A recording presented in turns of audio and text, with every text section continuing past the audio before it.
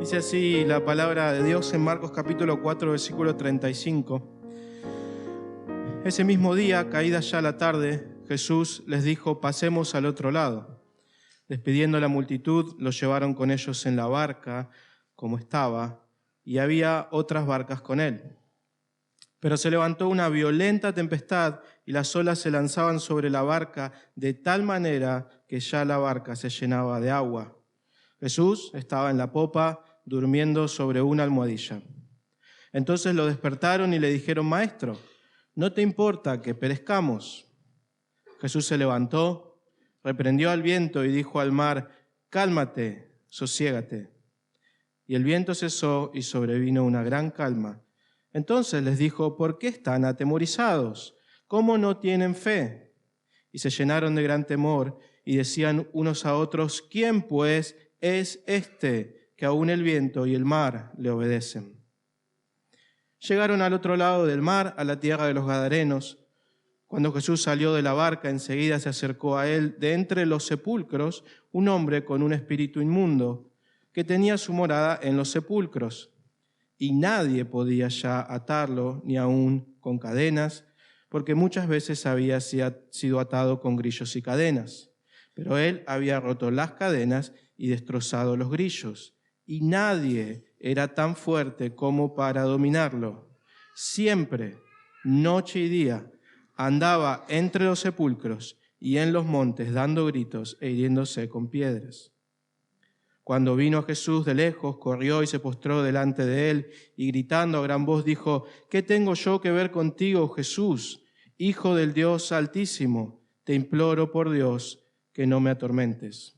Porque Jesús le decía: sal del hombre, espíritu inmundo. ¿Cómo te llamas?, le preguntó Jesús. Me llamo Legión, respondió, porque somos muchos. Le rogaba entonces con insistencia que no lo enviara fuera de la tierra. Había allí una gran manada de cerdos paciendo junto al monte, y los demonios le rogaron diciendo: envíanos a los cerdos para que entremos en ellos. Jesús les dio permiso, y saliendo los espíritus inmundos entraron en los cerdos, y la manada, unos 2000, se precipitó por un despeñadero al mar, y en el mar se ahogaron. Los que cuidaban los cerdos huyeron y lo contaron en la ciudad y por los campos, y la gente vino a ver qué era lo que había sucedido. Vinieron a Jesús y vieron al que había estado endemoniado, sentado, vestido y en su cabal juicio, el mismo que había tenido la legión, y tuvieron miedo. Los que habían visto les describieron cómo le había sucedido esto al endemoniado y a los cerdos, y comenzaron a rogar a Jesús que se fuera de su región. Al entrar en la barca, el que había estado endemoniado le rogaba que lo dejara ir con él. Pero Jesús no se lo permitió, sino que le dijo: vete a tu casa, a los tuyos, y cuéntales cuán grandes cosas el Señor ha hecho por ti y cómo tuvo misericordia de ti. Y él se fue y empezó a proclamar en Decápolis cuán grandes cosas Jesús había hecho por él, y todos se quedaban maravillados. Cuando Jesús pasó otra vez en la barca al otro lado, se reunió una gran multitud alrededor de él. Así que él se quedó junto al mar. Y vino uno de los oficiales de la sinagoga, llamado Jairo, y al ver a Jesús se postró a sus pies y le rogaba con mucha insistencia: mi hijita está al borde de la muerte. Te ruego que vengas y pongas las manos sobre ella para que sane y viva. Jesús fue con él, y una gran multitud lo seguía y oprimía. Había una mujer que padecía flujo de sangre por 12 años. Había sufrido mucho a manos de muchos médicos y había gastado todo lo que tenía sin provecho alguno, sino que al contrario había empeorado. Cuando ella oyó hablar de Jesús, se llegó a él por detrás entre la multitud y tocó su manto, porque decía: si tan solo toco sus ropas, sanaré. Al instante, la fuente de su sangre se secó y sintió en su cuerpo que estaba curada de su aflicción. Enseguida Jesús, dándose cuenta de que había salido poder de él, volviéndose entre la gente, dijo: ¿quién ha tocado mi ropa? Y sus discípulos dijeron: ¿ves que la multitud te oprime y preguntas quién ha tocado tu ropa? Pero él miraba a su alrededor para ver a la mujer que lo había tocado. Entonces la mujer, temerosa y temblando, dándose cuenta de lo que le había sucedido, vino y se postró delante de él y le dijo toda la verdad. Hija, tu fe te ha sanado, le dijo Jesús. Vete en paz y queda sana de tu aflicción. Mientras él estaba todavía hablando, vinieron unos enviados de la casa del oficial de la sinagoga diciendo, tu hija ha muerto. ¿Para qué molestas aún al maestro? Pero Jesús, oyendo lo que se hablaba, dijo al oficial de la sinagoga, no temas, cree solamente. Y no permitió que nadie fuera con él, sino solo Pedro, Jacobo y Juan, hermano de Jacobo. Fueron a la casa del oficial de la sinagoga, y Jesús vio el alboroto y a los que lloraban y se lamentaban mucho. Cuando entró les dijo, ¿por qué hacen alboroto y lloran? La niña no ha muerto, sino que está dormida. Y se burlaban de él, pero echando fuera a todos, Jesús tomó consigo al padre y a la madre de la niña y a los que estaban con él, y entró donde estaba la niña. Tomando a la niña por la mano, le dijo, Talita cum, que traducido significa niña, a ti te digo, levántate. Al instante la niña se levantó y comenzó a caminar, pues tenía 12 años, y al momento todos se quedaron completamente atónitos. Entonces le dio órdenes estrictas de que nadie se enterara de esto y dijo que le dieran de comer a la niña. ¿Qué les parece si oramos a Dios para pedirle que nos hable por medio de su palabra? Padre nuestro que estás en los cielos, te pedimos que tu palabra sea un alimento para nuestras vidas, que podamos en este tiempo que vamos a escuchar tu voz, conocer a Jesús y poner nuestra confianza en Él. Lo pedimos precisamente en su nombre, porque es el nombre en el cual podemos orar.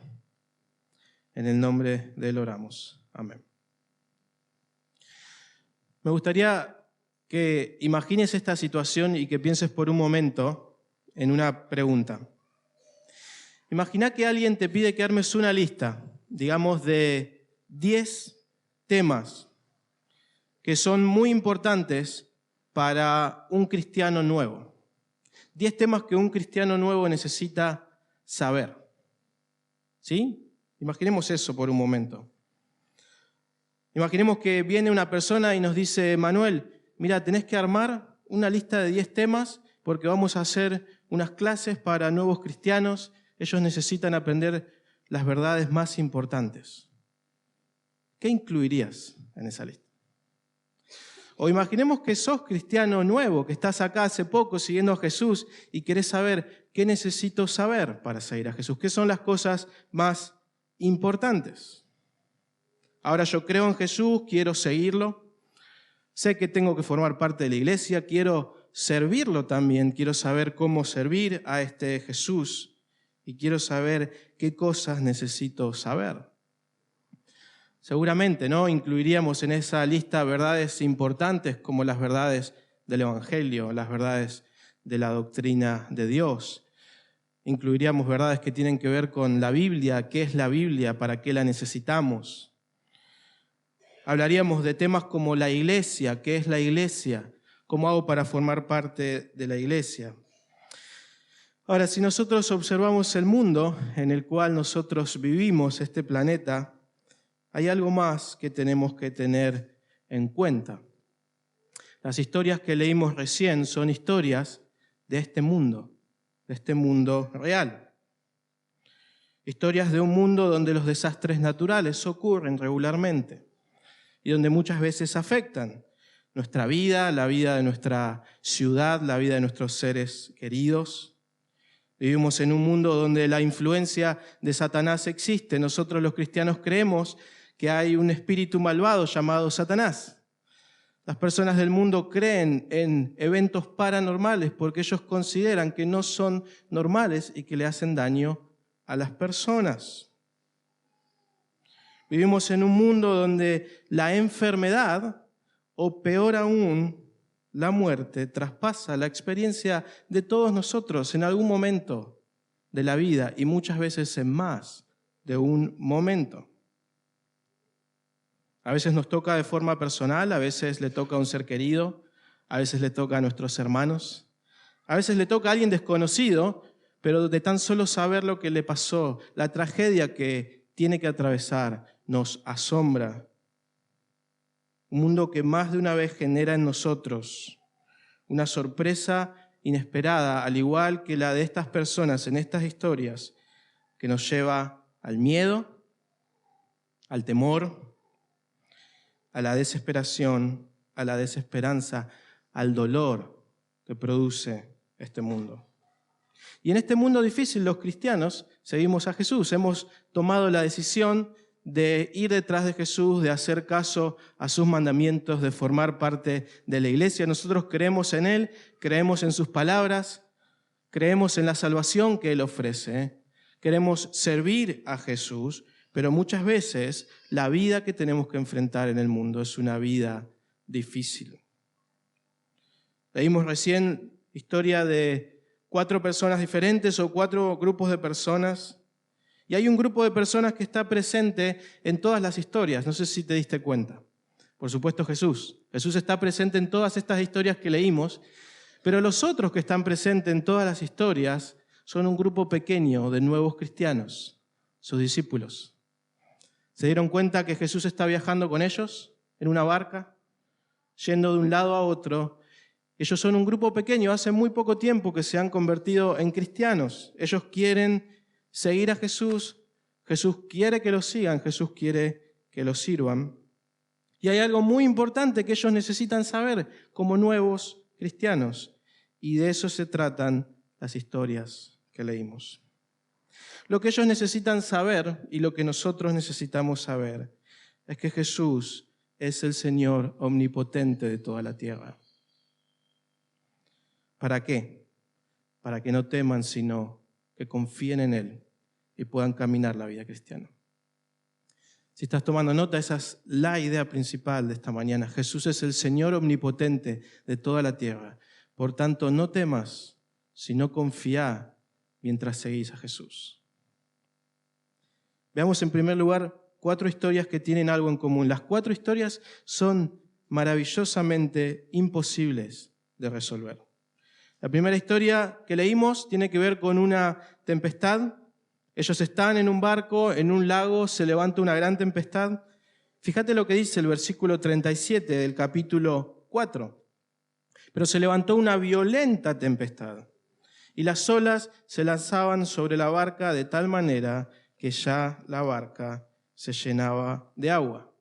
Mientras leía esto pensaba, qué lástima que no está nuestro hermano Roberto acá con nosotros. Él sabría explicarnos, él es marinero y él sabe qué significa una gran tempestad en medio de mucha agua. Él lo sabe mejor que nosotros. La experiencia más similar que tengo fue una vez cruzando de noche el río Paraná con mis hermanos y algunos amigos, y las olas eran tan grandes que cuando la ola subía no podíamos ver la costa. Y teníamos que esperar que baje la ola para poder ver hacia dónde estábamos. Y no se siente bien, no se siente cómodo. Ahora, pensemos qué grande ha sido esta tempestad, que las personas que están en este barco son pescadores. Si yo me asusto en el río no hay problema, pero si nuestro hermano Roberto se asusta es porque es una gran tormenta. Es un gran problema. Hay agua entrando.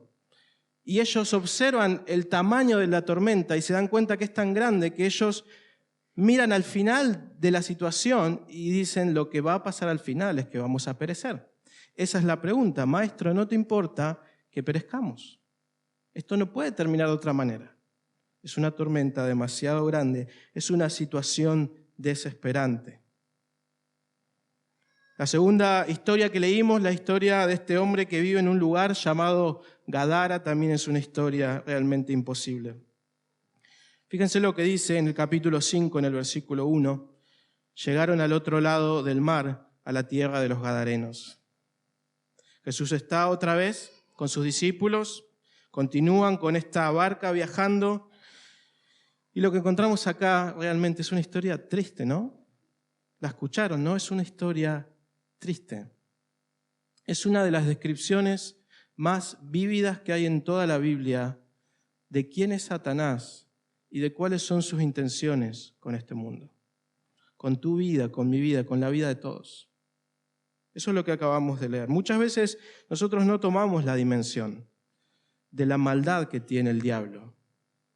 Tampoco tomamos dimensión del poder que tiene el diablo para ejercer maldad. Sin embargo, escuchen lo que dice a partir del versículo 2, esta historia. Cuando Jesús salió de la barca, enseguida se acercó a él, de entre los sepulcros, un hombre con un espíritu inmundo que tenía su morada entre los sepulcros, y nadie podía ya atarlo, ni aun con cadenas. Porque muchas veces había sido ya atado con grillos y cadenas, pero él había roto las cadenas y destrozado los grillos, y nadie era tan fuerte como para dominarlo. Siempre, noche y día, andaba entre los sepulcros y en los montes, dando gritos e hiriéndose con piedras. Qué descripción tan reveladora de quién es Satanás. Él es el que promueve, él es el que incluso celebra la destrucción de las personas. ¿Lo pueden ver? Él se pone feliz cuando un hombre se lastima a sí mismo, cuando vos te lastimas a vos mismo. A él le gusta la idea de que un hombre viva en un cementerio, ¿se dan cuenta? A él le agrada esa idea de que un hombre viva como un muerto. Eso es lo que nos está diciendo el texto. Él sería feliz si todos nosotros viviéramos así. Ahora observen la imposibilidad de la situación que Marcos se esfuerza por decirnos más de una vez que nadie puede hacer algo. El versículo 3 dice que nadie podía atarlos. El versículo 4 dice que nadie era tan fuerte como este hombre. Me imagino que quizás las autoridades del pueblo hicieron todo lo que estaba a disposición. Quizás enviaron a la guardia urbana, quizás fueron a hablar con esta persona para hacer algo. Quizás los vecinos fueron a protestar al municipio, hagan algo. Porque ni siquiera podemos ir a un funeral. O las mamás diciéndole a los hijos, no vayan a jugar para la zona del cementerio, no se puede pasar por ahí. Sin embargo, la tragedia más grande no es la de las personas que lo rodean, es la de este hombre que vive en un cementerio, que se lastima y que ya no tiene más remedio. Y las últimas dos historias que leímos, que están entreveradas una con otra, ocurren en el mismo viaje. Y fíjense que en el versículo 21 se nos dice que otra vez Jesús y sus discípulos se suben a una barca, van al otro lado. Dice el versículo 21, cuando Jesús pasó otra vez en la barca, al otro lado se reunió una gran multitud alrededor de él. El problema que tienen estas últimas dos historias es el problema de la enfermedad.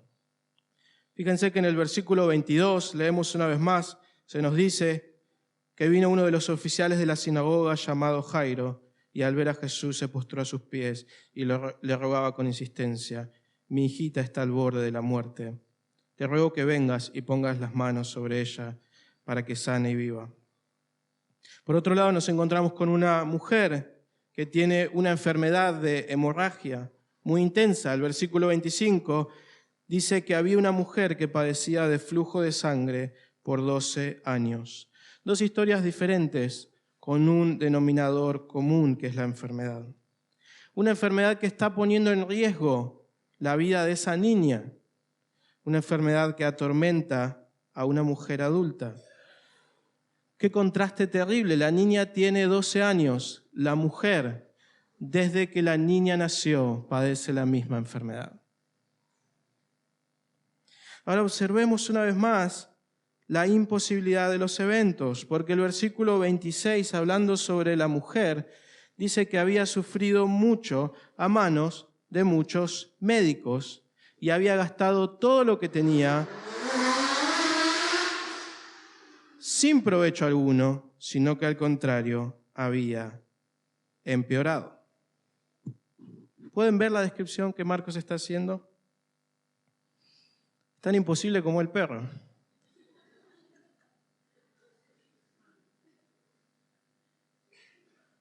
No es miembro de la iglesia él.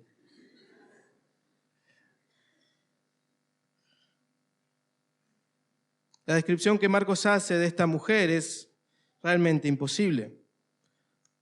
Seguramente su familia, sus amigos, más de una vez le habían dicho: anda a otro médico, anda a otro curandero, anda a otro lugar.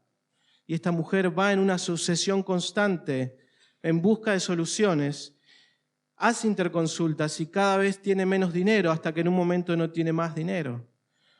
Y en el medio le hacen mala praxis porque dice que su situación incluso quizás empeora.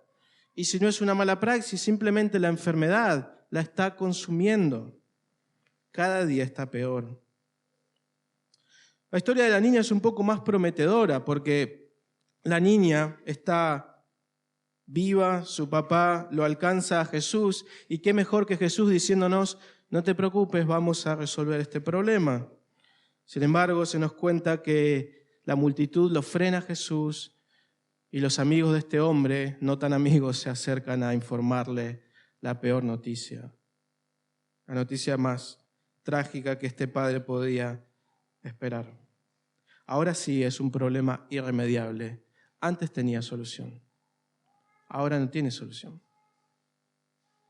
Las 4 historias son imposibles e irremediables. Las 4 historias tienen un denominador común, y es el denominador de vivir en un mundo caído, deteriorado por las consecuencias del pecado. Un mundo donde Satanás afecta la vida de las personas más de lo que nos gustaría admitir. Un mundo de tsunamis, de catástrofes naturales, de tormentas, de plagas. Un mundo con pandemias, un mundo que tiene sequías, un mundo donde la enfermedad nos atraviesa a todos. Un mundo donde olemos el olor de la muerte muchas veces, porque está tan cerca de nosotros. Sin embargo, las 4 historias nos dicen exactamente lo mismo. Esa es la segunda verdad que vamos a considerar. Jesús es el Señor omnipotente. Jesús es el Señor omnipotente. Jesús interrumpe las 4 historias de una manera implacable. Jesús aparece en las 4 historias como el mejor superhéroe de la mejor película. Es completamente imparable. No tiene un poder, tiene todos los poderes. Y encima es bueno. Él demuestra delante de todos los que lo ven, pero principalmente delante de esos discípulos cristianos nuevos que viajan con Él, que Él es el Señor omnipotente. Él controla todo, Él controla la naturaleza, Él controla a Satanás, Él controla la enfermedad, Él controla la misma muerte. Hablando sobre las tormentas, Marcos cuenta en el versículo 39 del capítulo 4 que Jesús se levantó, reprendió al viento y dijo al mar: cálmate, sosiégate. Solo 2 palabras. Y el viento, dice el versículo, cesó y sobrevino una gran calma.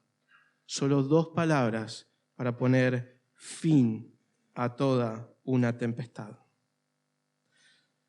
No sé si sabían que cuando hay una tempestad en el mar y la tempestad termina, se necesitan muchos días para que el mar se calme, para que las aguas estén tranquilas de vuelta.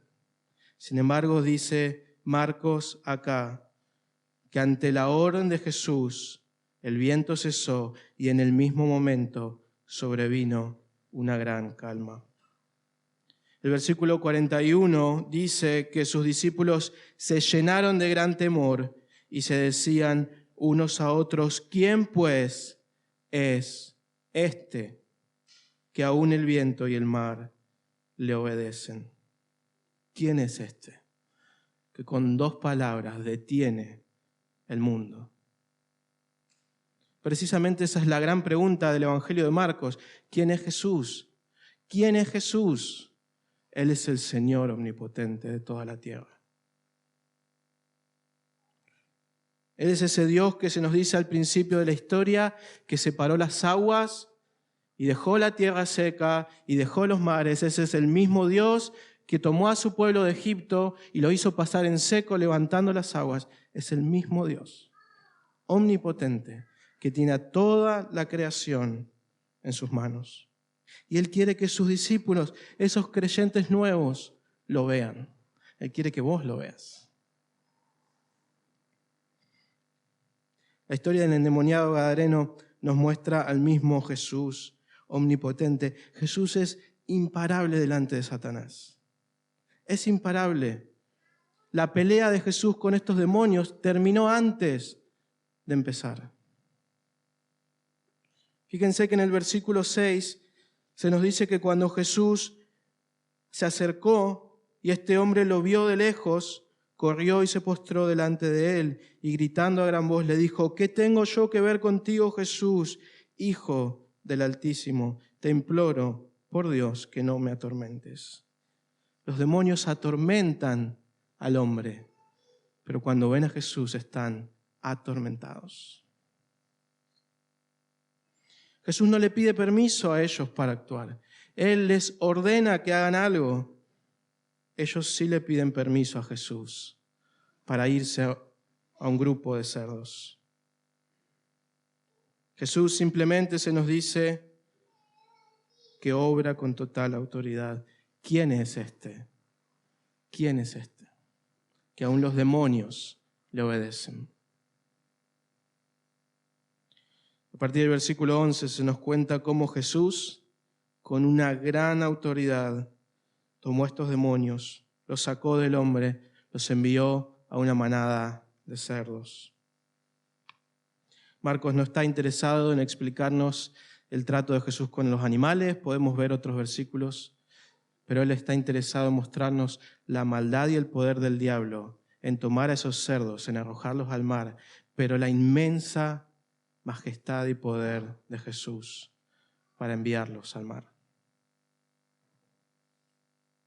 ¿Quién es este? ¿Quién pues es este? La descripción del endemoniado en el versículo 15 es una prueba fehaciente de quién es Jesús. El versículo 15 dice que vinieron a Jesús y vieron al que había estado endemoniado, sentado, vestido y en su cabal juicio, el mismo que había tenido la legión. Las últimas dos historias nos muestran al mismo Jesús igual de omnipotente. Esta vez no es la naturaleza, no es el diablo, es la misma muerte. La misma muerte. El deterioro físico que atraviesa esta persona nos habla del deterioro físico que también atravesamos nosotros. La enfermedad y la muerte son parientes cercanos. El deterioro que produce la enfermedad puede llevar a la muerte. Y ahí está Jesús, delante de ellos, completamente omnipotente. Él tiene la enfermedad y a la muerte en sus manos, con una facilidad, con un poder realmente asombroso. Acá se nos dice que esta mujer simplemente tocó a Jesús. Fíjense lo que dice el versículo 28, porque decía: si tan solo toco sus ropas, sanaré. No hay palabras de por medio para que esta mujer sea sana. Si tan solo toca a Jesús, todo se termina. Y eso que había durado 12 años, en un instante llega a su fin. En tan solo un instante. La historia de la niña nos habla de un Jesús tan omnipotente que para él la muerte no es más que una siesta. Él es el Señor omnipotente. La naturaleza, el diablo, la misma muerte, todo está en sus manos. ¿Por qué motivo Jesús está haciendo todo esto delante de sus discípulos? Y esa es la tercera verdad de esta mañana: para que ninguno de ustedes tema, sino que confíe. Mientras siga a Jesús, mientras lo sirve, mientras cumple sus mandamientos y sobre todo mientras pasa por dificultades, para ninguno de ustedes tenga temor, sino confía. Ese es el gran motivo que encontramos acá. Y es que cuando estamos en medio de dificultades, lo que ocurre es el temor. Es la preocupación, es algo completamente normal. La preocupación que tienen estos hombres en medio de la tempestad es igual a la que tendríamos nosotros en medio de una tempestad. A menos que nuestros sensores estén desinhibidos, cualquier persona tiene miedo de una tormenta aterradora. Ellos le preguntan a Jesús: Maestro, ¿no te importa que perezcamos? Porque a ellos les importa no perecer. Sin embargo, Jesús les dice en el versículo 40, ¿por qué están atemorizados? ¿Por qué tienen miedo? ¿Por qué están preocupados? ¿Por qué ven esta adversidad como algo que no tiene solución? Jesús continúa y les dice: ¿por qué no tienen fe? ¿Sabes por qué ellos tienen temor? ¿Sabes por qué nosotros tenemos temor en medio de las dificultades? Porque perdemos de vista a Jesús. Por eso ellos tienen temor. Por eso nosotros tenemos temor. Ellos tienen temor porque no lo conocen lo suficiente. Y Jesús precisamente hace todos estos milagros para que ellos tengan el convencimiento de quién es Jesús, para que lo conozcan, para que no teman y confíen. Mi querido hermano, el temor que tenés en medio de tus dificultades es un temor real. Es un temor natural que cualquier creyente tiene en medio de sus dificultades. No deberías sentirte condenado por estar preocupado cuando una adversidad es demasiado grande. Sin embargo, la invitación de Jesús es que lo mires a Él, que lo conozcas y que puedas ver que su poder es más grande que las dificultades. Y si estás acá en esta mañana y no conoces a Jesús, ¿en dónde está tu confianza? ¿En dónde está tu confianza? ¿Está en el gobierno? ¿Está en una persona? ¿Está en la ciencia? ¿Está en la medicina? Pero ¿dónde está tu confianza cuando lo que tenés por delante es completamente irremediable? No cuando tiene solución, cuando es completamente irremediable. Porque vos sabés que después de la tormenta hay una muerte y después no hay remedio. ¿Dónde está tu confianza?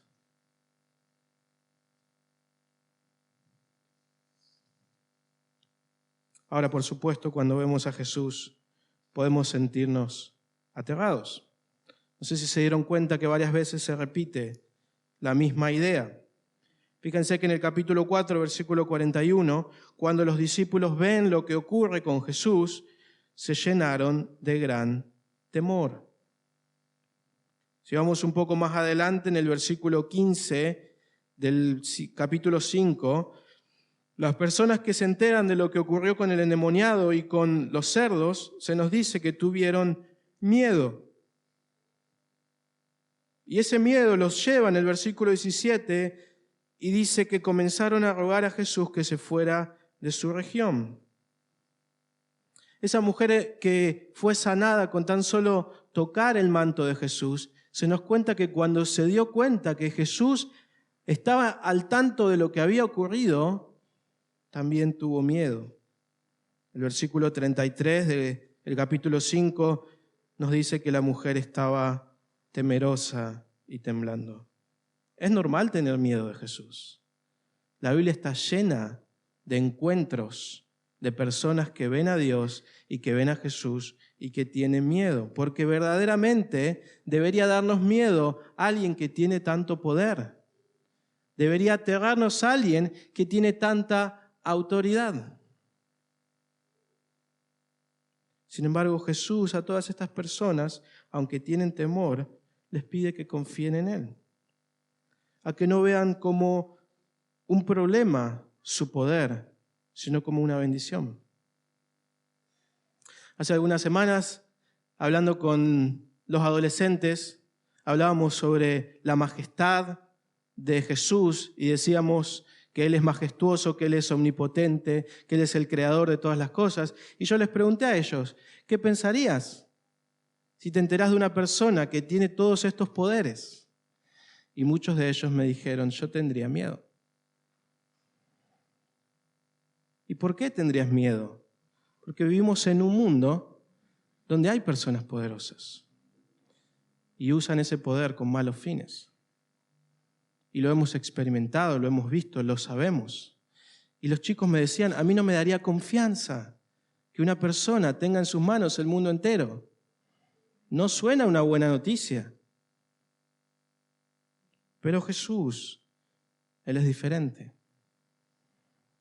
Porque cada vez que aparece en la historia, con todo el poder en sus manos, lo usa para el bien de las personas.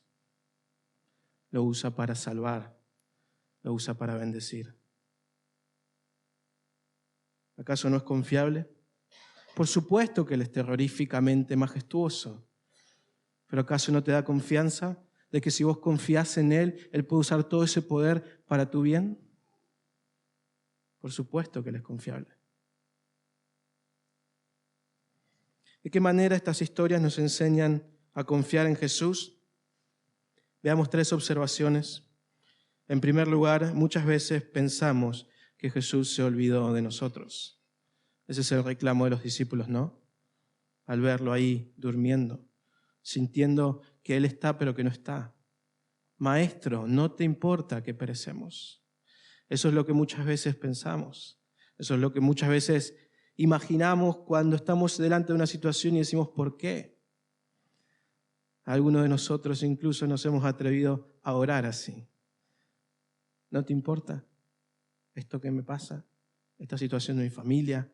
¿No te importa que no llego a fin de mes? ¿No te importa estos problemas que tiene la iglesia? Esa es la preocupación de sus discípulos. Sin embargo, aunque ellos piensan eso, Jesús les muestra que sí le importa y que su ayuda llega justo a tiempo, cuando Él considera que es el momento adecuado. La historia que acabamos de leer no es la historia de una persona que no pasa tormentas. Y permíteme decirte eso, yo no estoy acá para ofrecerte una fe exitista que no pasa por tormentas. La Biblia no te ofrece eso. La Biblia te ofrece un Jesús que no se olvida de sus hijos.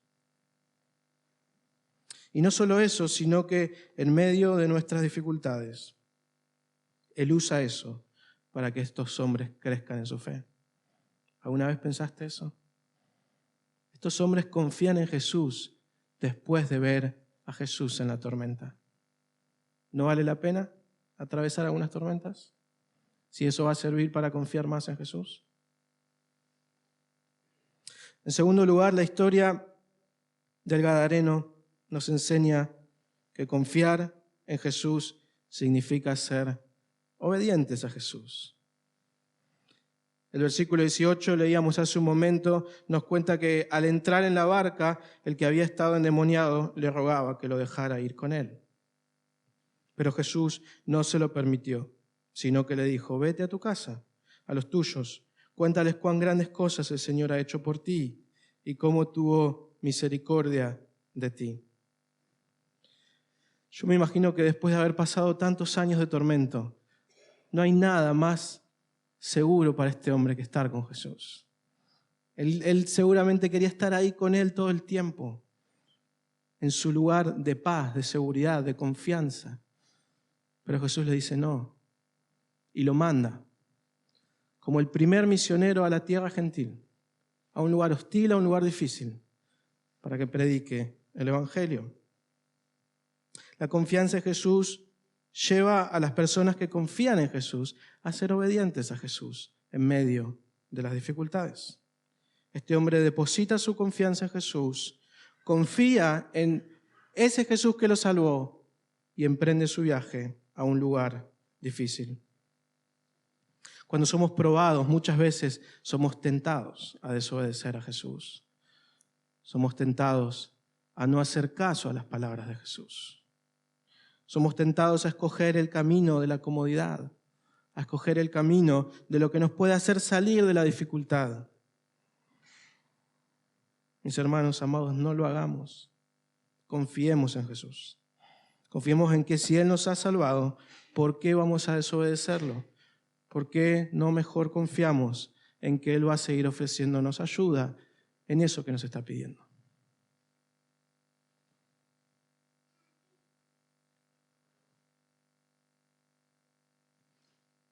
En tercer y último lugar, me gustaría mencionar algo que le escuché decir a uno de mis profesores hablando sobre las últimas dos historias. Y es algo que me ha traído mucho ánimo y espero que sea de ánimo para ustedes. Mi profesor se llama Nigel y él dijo que la fe de los hijos de Dios descansa en la promesa de Dios. No es una fe vacía, no es una fe que no tiene fundamento, es una fe que descansa en las palabras de Jesús. Imagínense a esta mujer regresar a su casa, decirle a su esposo, amor, por fin, ya está, ya se terminó. Y no sé qué le habrá dicho a su esposo, pero quizás por dentro pensando, otra vez, ¿cuántas veces me dijo lo mismo? O quizás incluso diciéndole, ¿te parece, amor? ¿No será que este Jesús es como el último médico que visitaste? Nigel Style dice lo siguiente, que si leemos el versículo 34, Jesús habla con la mujer y le da palabras de confianza. Hija, tu fe te ha sanado, le dijo Jesús. Vete en paz y queda sana de tu aflicción.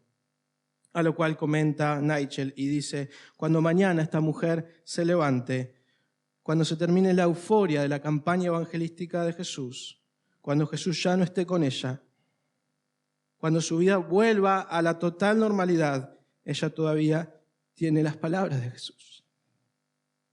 Y eso es muy importante porque nosotros tenemos las palabras de Jesús, ¿sí?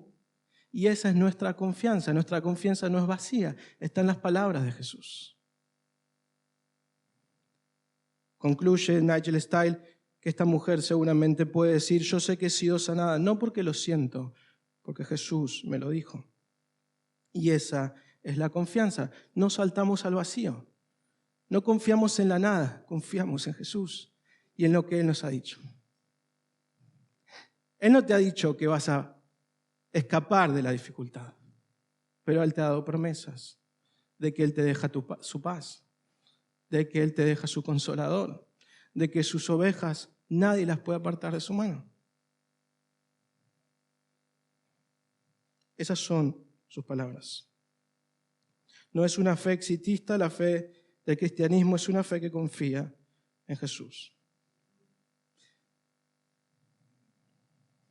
¿Qué te parece si te tomas un momento para pensar en tus dificultades y le pedís al Señor, Señor, ayúdame a ver que vos sos el Señor omnipotente, que vos me ofreces la posibilidad de que yo no tema, sino que confíe en vos, que vos podés librarme de las dificultades y que si vos no querés librarme de las dificultades, vos podés llevarme de la mano en medio de las dificultades.